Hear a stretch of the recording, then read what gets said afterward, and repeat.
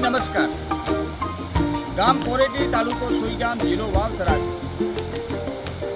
જે ડડાવાથી માયનોટ નંબર 2 કોરેટીની અંદર જે ડડાવાથી કેનાલ આવે છે, માયનોટ નંબર કોરેટી 2 કેનાલની અંદર અત્યારે ખેડૂતો લાચાર તો છે જ.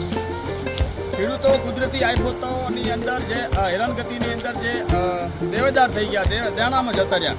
કહેવાનો મતલબ એ કે જો અમને ચોમાસું અમારું સિઝન ટોટલ ફેલ ગઈ અને બીજી કેનાલના કોન્ટ્રાક્ટરોના કારણે આજે ખેડૂતો લાચાર બન્યા છે.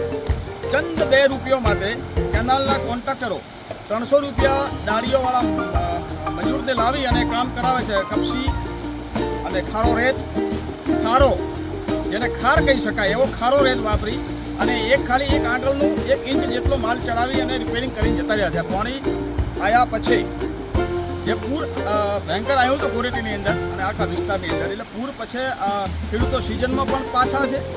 અને બીજી વાત એ કે કોન્ટ્રાક્ટરોના કારણથી ખેડૂતો આજે લાચાર છે. ખેડૂતો કોરેટીના ખેડૂતો દરેક દેણામ છે, દરેક ગામોના દેણામ જ છે, પણ આવા ચંદ રૂપિયો માટે જે કામ કરી રહ્યા છે કોન્ટ્રાક્ટરો, એને કહેવા માગું છું અને સરકારશ્રીને વિનંતી કરવા માગું છું કે તમે કોન્ટ્રાક્ટર આપો તો સારા સિલવેક અને સરસ કામ કરે એવા વ્યક્તિઓને આપો. આ રૂપિયો માટે થઈ અને આજે ખેડૂતો રોવેલા, ખેડૂતોના 4-4 વીઘામાં પાણી ફરી વળ્યું છે. અને જે મેન રસ્તો છે, માયનોર કેનાલ વચ્ચે પડી છે, મેન રસ્તામાં મારે ભરાઈ ગયા બેન દીકરી હોય કે ચાહે ખેતરે જવા માટે પશુપાલકો હેરાન થઈ રહ્યા છે. અને ચંદ 2 રૂપિયા કમાવા માટે આ કોન્ટ્રાક્ટરોએ સિમેન્ટ નથી વાપરી, સારી કપસી અને ખારો રેત વાપરી અને આ બિલ પાસ કરાયું છું. 2015ની અંદર બજેટ પાસ કર્યું, જે કોન્ટ્રાક્ટરોએ બજેટ મળતા હોય, અને એની અંદર આ વખતે બજેટ રોકાઈ ગયું.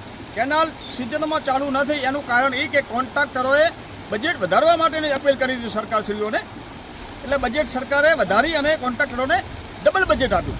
ડબલ બજેટના પૈસા ખાઈ અને આજ ખેડૂતો લાચાર કેમ છે? આ કોન્ટ્રાક્ટરોના કારણે ખેડૂતો લાચાર છે. અત્યારે ખેડૂતોની પાસે પૈસા નથી, 3 સિઝન ફેલ ગઈ, સરકારશ્રીઓ કોઈ ધ્યાન દોરતા નથી. કેનાલ નિગમના અધિકારીઓને કહેવા માગું છું કે આવા જે છેડતી કરવાવાળા જે આ કેનાલની છેડતી કરે ને ચંદ 2 રૂપિયો માટે જે ખેડૂતોની જે બધી રીતથી પથારી ફેરવી હોય તો કોન્ટ્રાક્ટરોને તમે જવાબ આપો. આવા કોન્ટ્રાક્ટરોને રખાય નહીં. આની જાંચ થાય નકા આવનારા સમયની અંદર કેનાલના તમામ માયનોટ નંબર 2 હોય કે માયનોટ નંબર 1 હોય કે તમામ વિસ્તારની કેનાલોની જાંચ થશે.